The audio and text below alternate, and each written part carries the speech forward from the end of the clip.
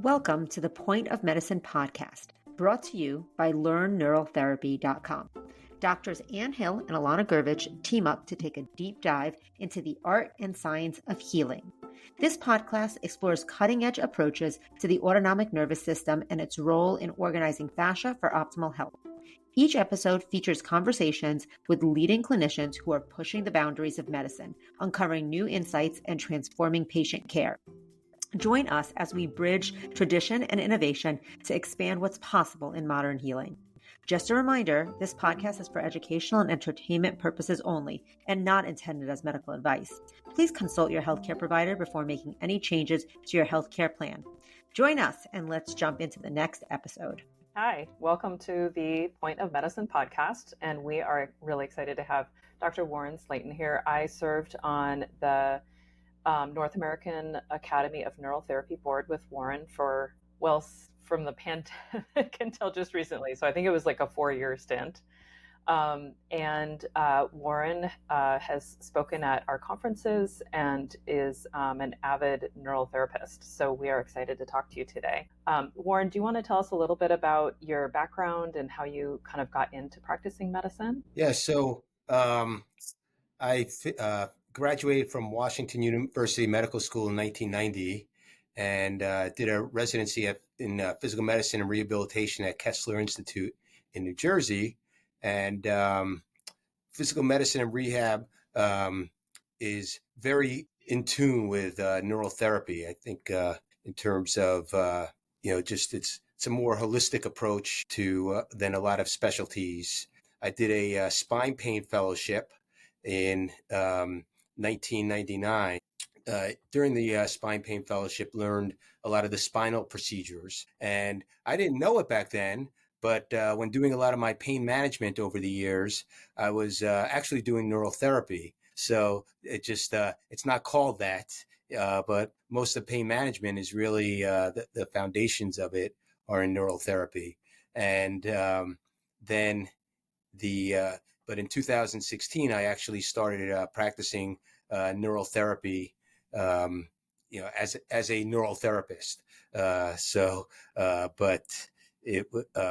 so many of the things in pain management, whether it's joint injections, trigger point injections, nerve blocks. I mean, that's the vast majority. Even epidural injections have their foundations in neural therapy.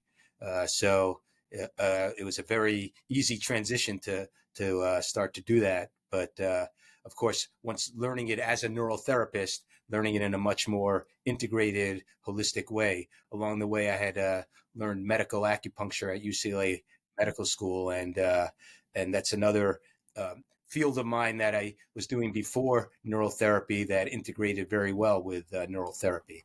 Because to do good neural therapy, knowing the acupuncture meridians is very helpful, as you know. How did you even begin your journey into medicine? How did that start? So it was basically going from college to medical school, but I wasn't sure that I was going to become a doctor. And then during my second year of medical school, you get onto the wards and you start seeing patients, and you see it. Now, granted, it's in a hospital setting, so even you end up seeing the sickest patients in that setting, but seeing internal medicine at that time and seeing these patients in very poor medical condition, with almost no emphasis at all on lifestyle changes and ways to actually help improve their quality of life, but just feeding them medications was very discouraging. And that's when I was starting to look for a specialty that I can, because I just couldn't see myself doing that. So started looking around for specialties that were more integrative and emphasized more quality of life rather than just medicating to extend life. That's how I found physical medicine and rehabilitation. And it's not the most, I wouldn't say it's perfect in terms of, there's plenty of physiatrists, that's the name of someone who practices physical medicine and rehabilitation, physiatrists who are very narrowed and focused and in the medical model. But it's definitely a specialty that gives one the opportunity to really look at a holistic being in their rehabilitation process. Uh, that that's how I got started in medicine. How did you actually find out about neural therapy? Like, where did that come in? That's a great question. I think when I was doing pain management for a number of years, and the pain management model just is very narrow. It's really either medications, which has not turned out to be a very good solution for pain, and there's these injection techniques that I'm glad to know them, and it's kind of a specialized kind of procedure to be able to do, but it's very focused on the steroid model and device model, and not very expansive in their knowledge. Occasionally there's new technologies, but to burn a nerve in a different kind of way. But it's not really. If a patient doesn't get better within that narrow focus of a model, there's very little to do for them. And so that's where I looked at prolotherapy, and from prolotherapy actually learned about neural therapy, because the organization that that works with prolotherapy is very open-minded and holistic, and you get introduced to different fields through that, and neural therapy was one of the fields I got introduced to. So that's how I got started with it. And when I learned about it, I kind of grabbed right onto it because it fits in so well with what all the other ways that I practice. Who was your entry point into neurotherapy? Who was the first provider you met? The first was Jeffrey Harris. He was the one who came to the Prolotherapy Society meeting to introduce neural therapy. And from there, I looked for courses and worked with Dr. Klinghardt when he was teaching more courses more regularly. And so he's kind of the father of North American.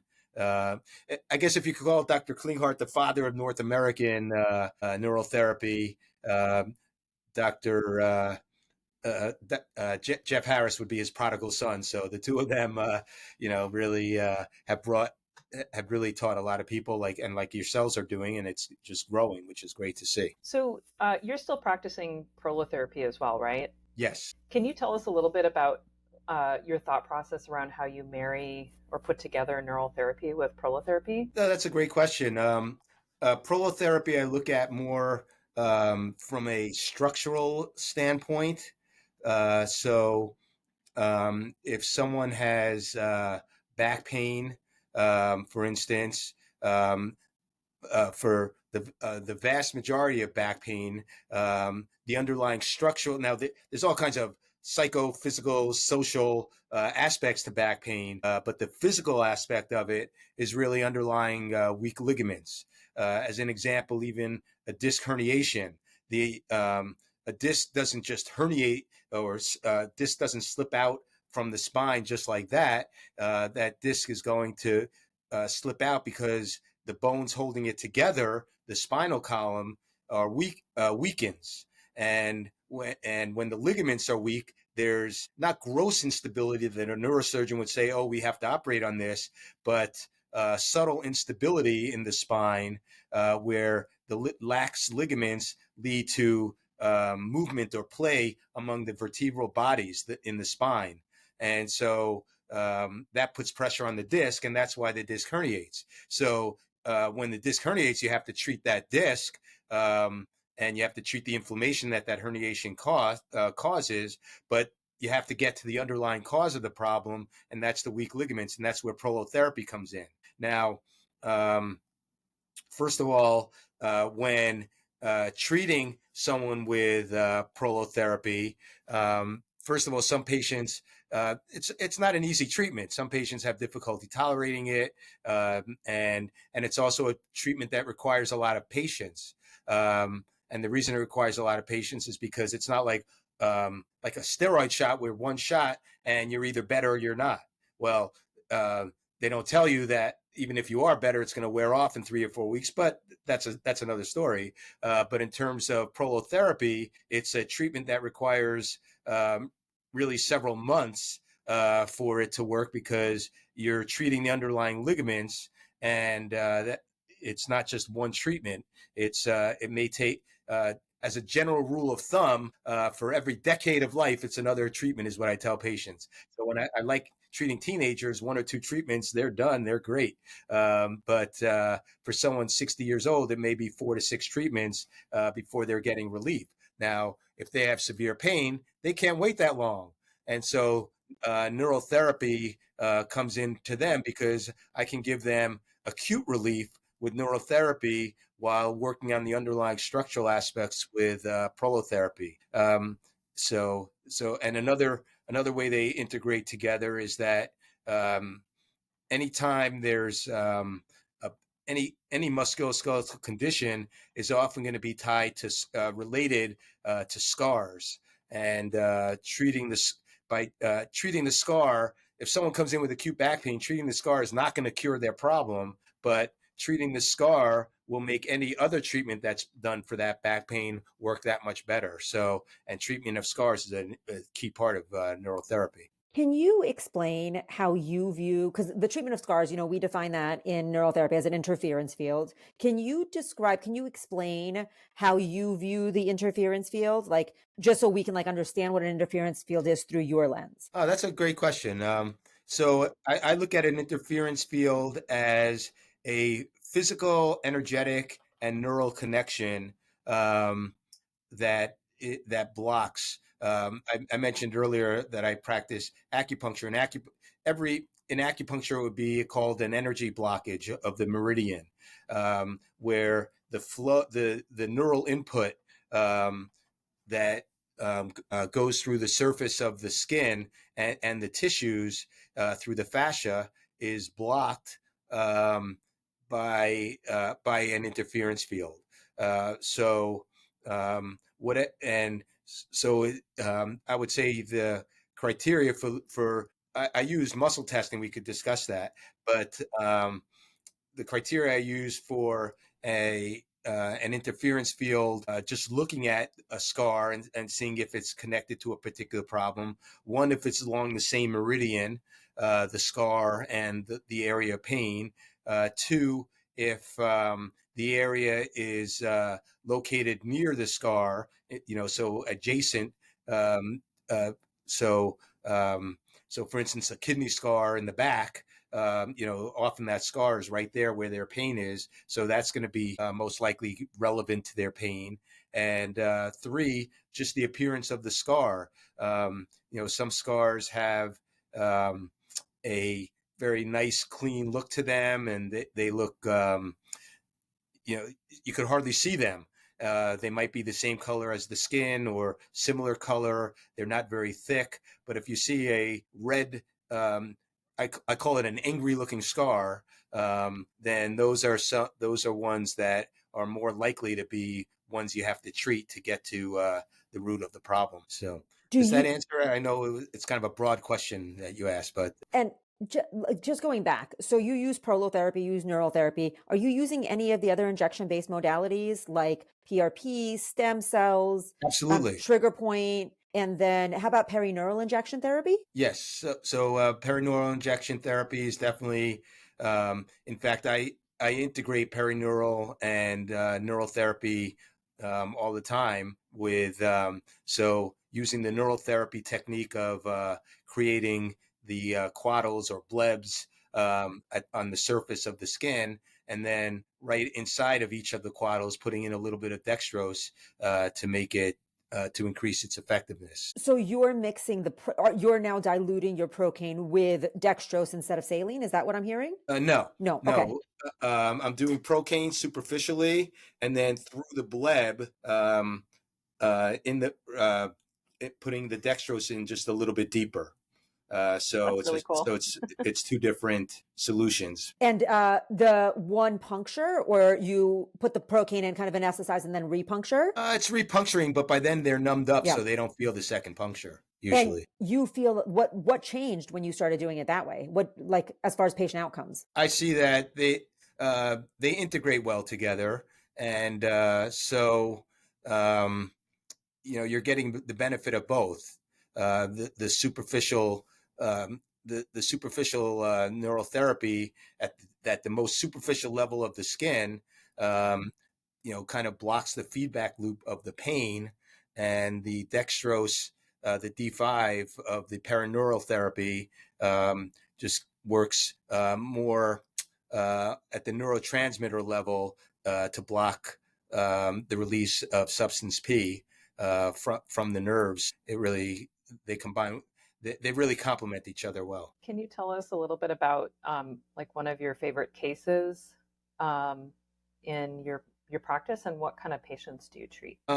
So I would say my favorite kinds of cases are someone that comes in with an intractable headache, because the neural therapy techniques that we do work so well. It may not be a permanent cure for the headache, but patients that come in with severe headache are going to be very grateful, when their headache may be released for the first time in days, weeks, or months, where they can be disabling, and doing the crown of thorns. And sometimes that's all I'll do, and they feel better. And often we'll combine it with a sphenopalatine ganglion block, but not usually on the first treatment, because it's a little much for a first date. So. Can I just ask one question about that? So, when I was studying neurotherapy, this was 2015-ish, we were learning the sphenopalatine ganglion. And one of the things that happened is that two of the members in the class developed lockjaw because of that injection, right? That's the injection. Have you ever seen, like, the instructor had never seen this before? I talk to neurotherapists all the time. They had never seen this before. Have you seen people develop lockjaw from a sphenopalatine ganglion? So I'm sorry you just mentioned that to me, because now you have introduced it into the universe. So the answer is no. I've done hundreds of sphenopalatine ganglion blocks, and have really, I would say it's, other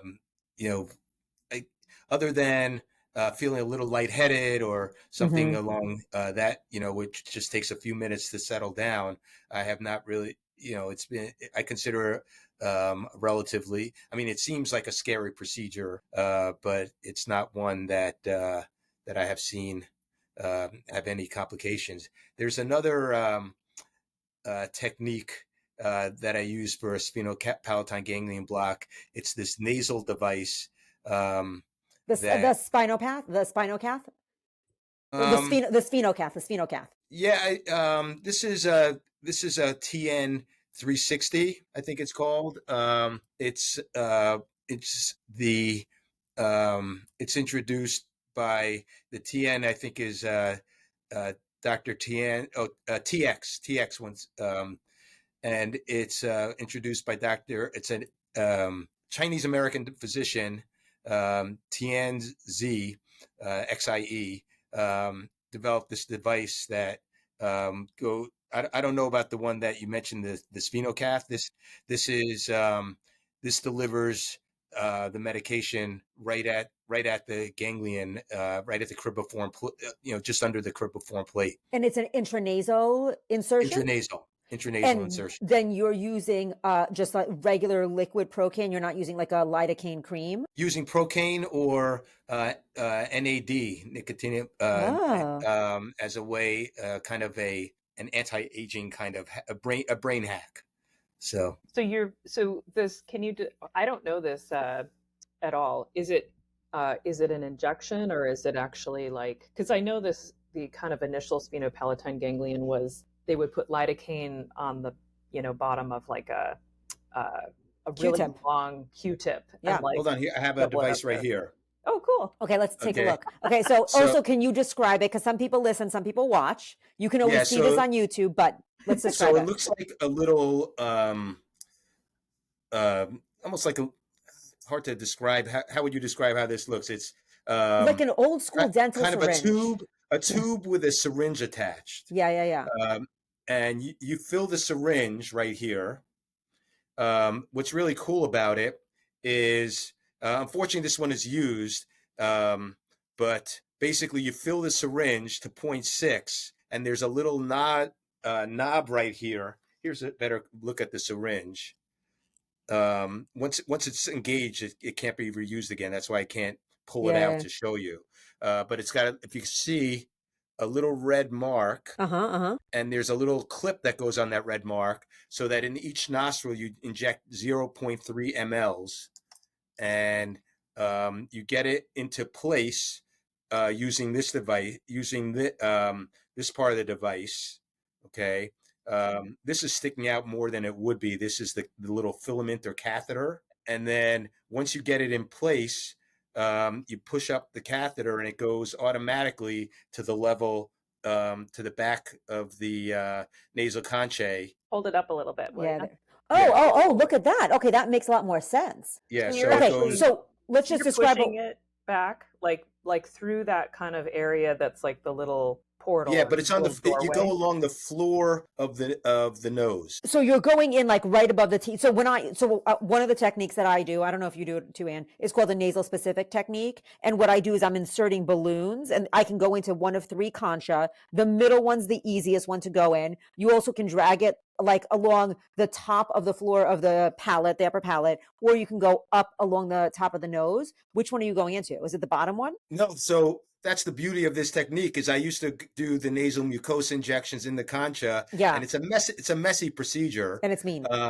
And this is much better tolerated. And what's nice about it is, when you inject this, you're right adjacent to the sphenopalatine artery in the sphenopalatine fossa.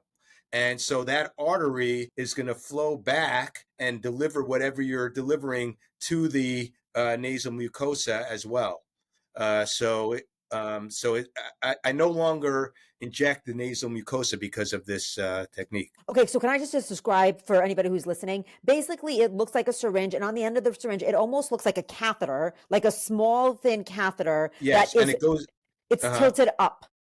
Well, that's how it flows. It has a right and a left orient, so you click it right or left, and it'll go in the direction that's specific for each one to get to that sphenopalatine. I mean, that seems like it would be so much better tolerated. Yeah, it's very nicely tolerated.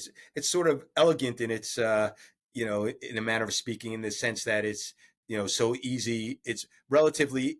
There's a training period to learn how to operate the syringe and figure out how to, get it to be precise. Yeah. But once you learn it, you've learned it, and you have it. So it takes about anywhere from 7 to 10 syringes to fill before you get it right. But then, so you practice on your spouse or your kids, and because they would love that. Yeah. My kids are permanently damaged. Yeah. Okay, so and that is a single use. That's a single use, yes. Yeah, so every single one of these devices, it's just like I mean, the one that I've been instructed to use is a sphenocath. It's relatively similar, but it's also a single use. Yeah. Does that go through the nose, or that goes through the nose also? Yep, okay. Exactly. It looks very, very similar. Pardon? Can you put ozone in there too? I wouldn't think in the volume that I would think you could, but I think I think you'd want to use it for the more the fluid. I guess you could ozonate the fluid. I just haven't considered that. Interesting. That's why I love doing like the like with sinusitis. I know it's super painful, but I love it because then once they're numb, then you can get the ozone in there too, and I feel like that helps with chronic sinusitis, like right away. Yeah. Yeah. For that, I would use ozone. Absolutely. I just had a patient, when I inject the sinuses, I just usually go in or through the mucosa above the incisor.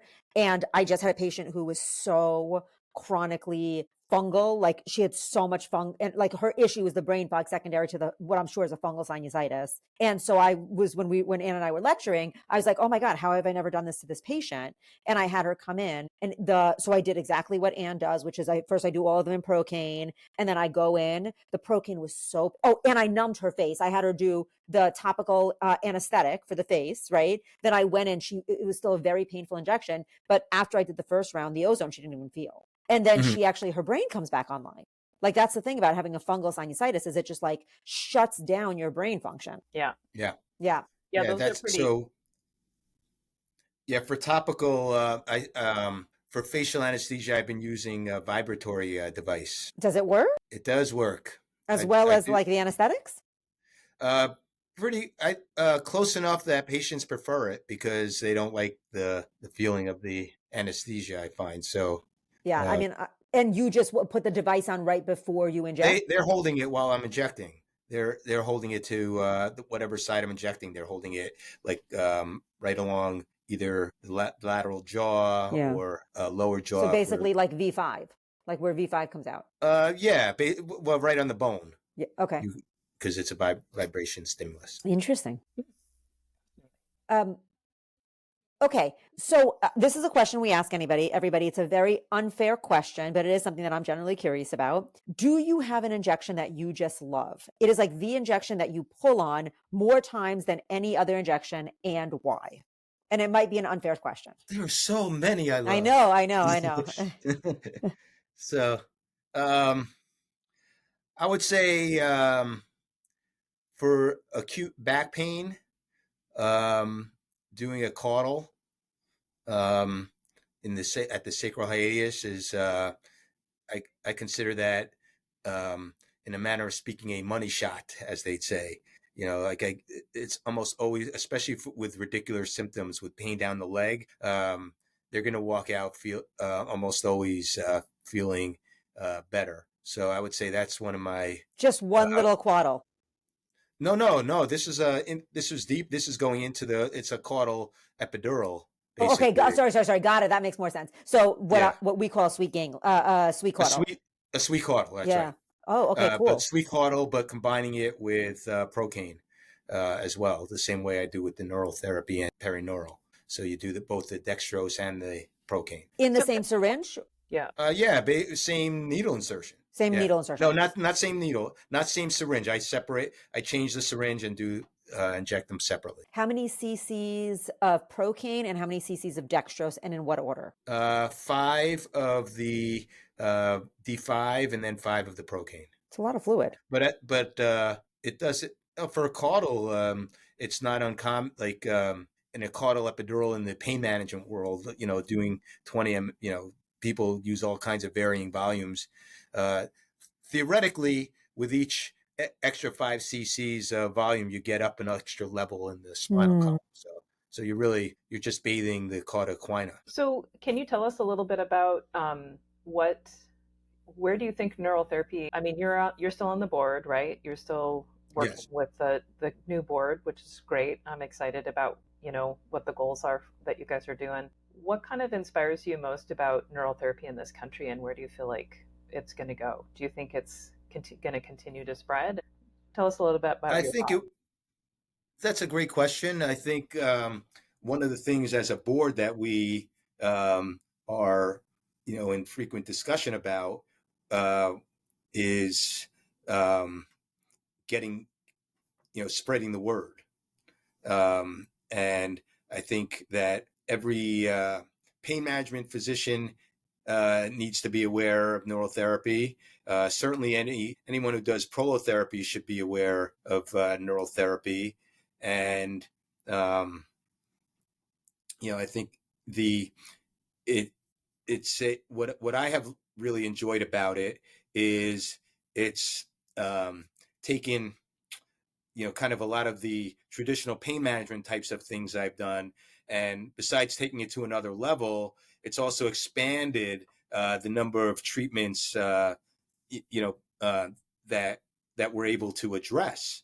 And there is some neural therapy out there. Again, not being called neurotherapy in the medical literature. It's now recognized that stellate ganglion blocks are a treatment for the post-traumatic stress disorder, depression, anxiety, and that's been, and the reason that got word out there is because that the VA got a hold of it. So the VA, I think, is a great institution for being able to introduce therapies that would be harder in the regular insurance-based setting where they're so reluctant to take on anything new. Another example is treating bowel, bladder problems with sexual problems with the hypogastric plexus block, and as well as menstrual problems. So it's really, it really opens the door to, you mentioned sinuses before. That's not something I would have ever treated in my pain management days, but now it's kind of routine.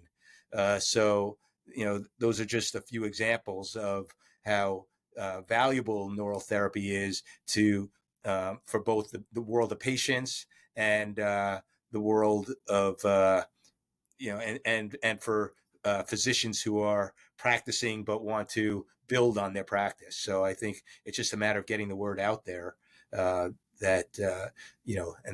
that's sort of the mission of the board. And I think it's great what you guys are doing because you're doing it in your own way as well. So one of the things we just recently interviewed David Vignes, who I think of at least our generation of neurotherapists, he is, God, it's amazing to learn from him, but it's also amazing to speak with him. And one of the things he talked about and really emphasized was, what he's trying to do is move away from just saying neurotherapy is good for pain, right? Which is interesting talking to you, who's a pain specialist, and your practice is all pain-based. But he was like, neurotherapy is a concept of thinking, understanding the interference field. Absolutely. Is a concept.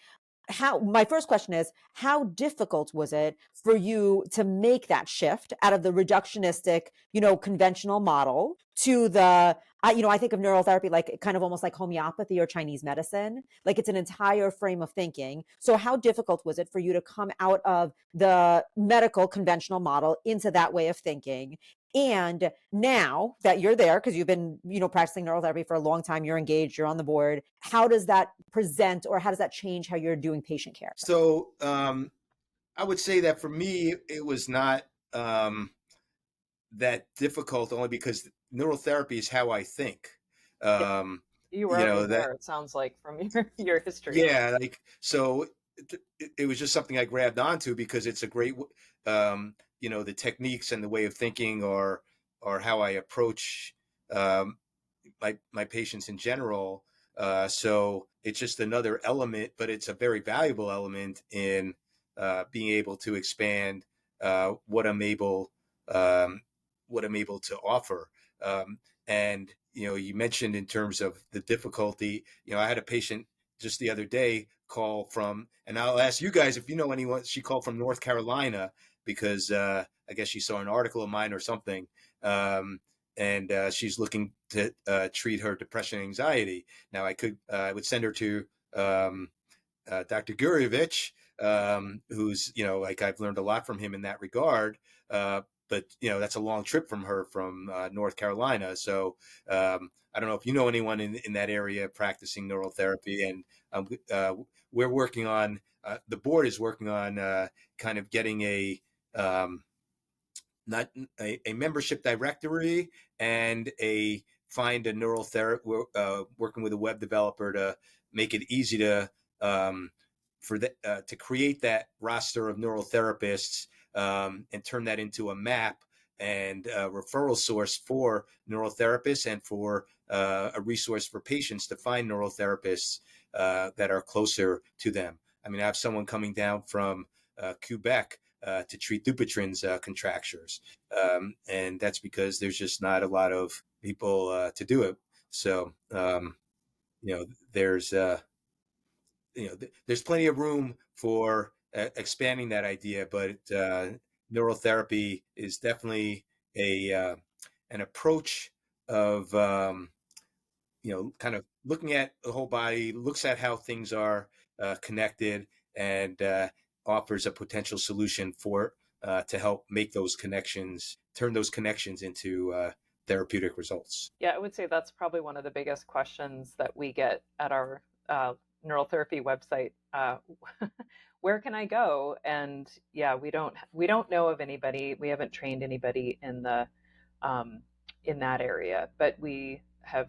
I think there's a lot of people in Florida that might be closer for your patient. I'm not sure, but yeah, North Carolina is actually about halfway between here and Florida. okay. So Yeah. yeah, I'm not very East Coast literate, so That's all right. No, I know. That's all right. I spent a lot of time in Wisconsin, and most people around here on the East Coast, Wisconsin, is that Minnesota? Like it's all the same. Somewhere in the middle. Yeah. When I lived in New Mexico, a lot of people thought I was actually living out of the country.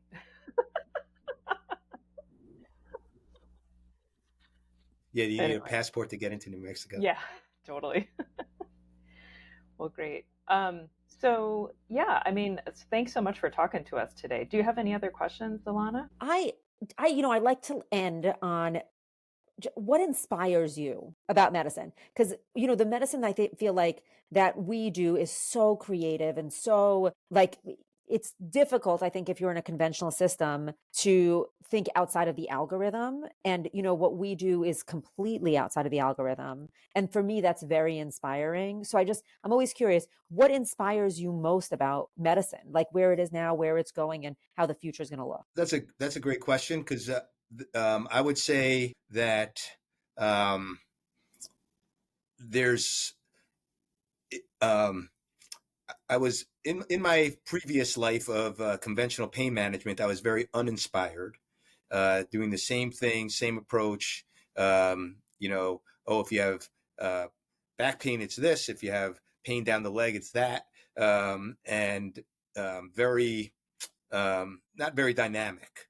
And even now I look at the, occasionally get in the mail, a thing of pain management, some convention or something. And I look at the topics and it's the same thing that I was looking at, 10 years ago when I was in it.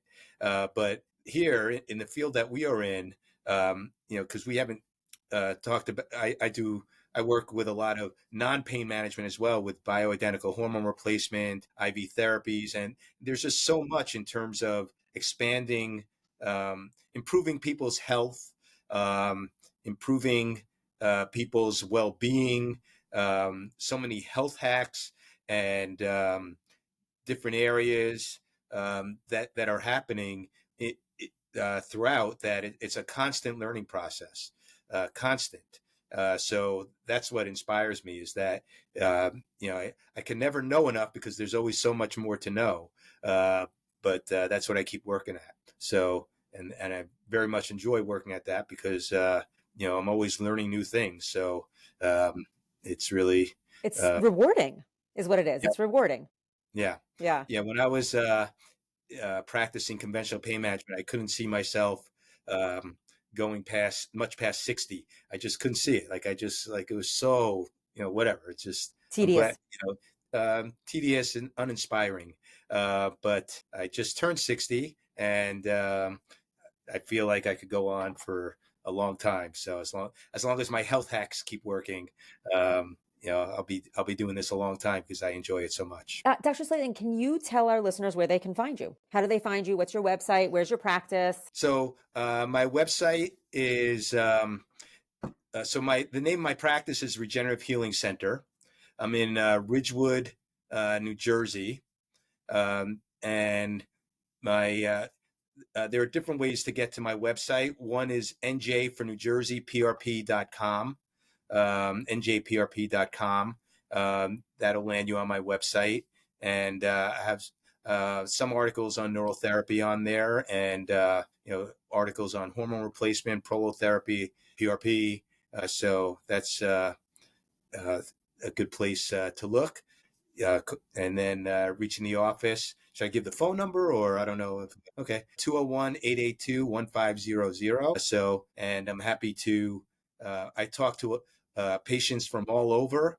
sometimes in preparation for a visit and sometimes just to answer a question. So I'm happy to do that. I enjoy doing that, to be able to be helpful in someone's health journey in that way. Wonderful. Thank you. Thank you for your time. Thank you for the service that you do for neural therapists all over the country and really connecting the U.S. to the rest of the world that has a little bit of a longer history of neural therapy. And thank you for putting out articles, because I feel like that is so useful for patients to even know. And that's how you educate providers. Because it's easy not to find it if you're doing the same thing. But if you're a provider and you're stuck and your patient introduces you to it, that's what moves the needle. Well, I thank you. And I thank you for contacting me. And I thank you for having this podcast to get the word out there even more. And, I think that's great that what you're doing. And thank you for also teaching future neural therapists, because we certainly need more of us out there. So that'd be great. Thanks a lot for talking Thanks, to everyone. us. Bye. Thanks for joining us today. If you like the episode, please like and subscribe to our channel and review us on your podcast players. Also, if you think this episode is helpful to some of your friends or colleagues, please share it widely. If you are curious about learning about neural therapy or other injection techniques, check out our courses on learnneuraltherapy.com. We'll see you next month for our next installment of the Point of Medicine podcast.